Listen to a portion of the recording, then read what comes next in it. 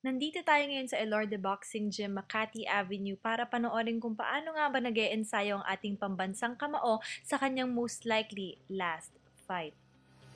Sinalubong ni Manny Pacquiao ang Chinese New Year with the first day of his training back in Manila for his third showdown laban kay Timothy Bradley Jr. Mula stretching, hataw agad si Manny Pacquiao sa punch mitts at sa pagsa-strategize kasama ng kanyang longtime trainer na si Buboy Fernandez. Magtututaw na to. Pag-ikot ka isa, na to sa ubos na yun. Isa, duha. Pag-ikot na na, ayaw na pag-speak sa taas. Okay. Ano to? Ano na ito? Ano na to? Short lang ba no? Back no?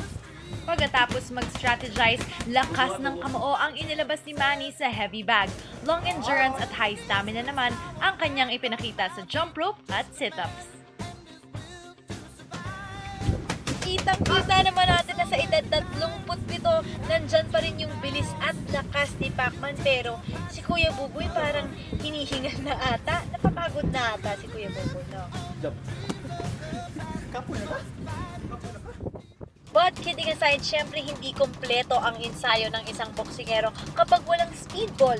Dito pinapalakas nga ni Manny Pacquiao ang kanyang timing at bilis para sa kanyang laban sa April 9.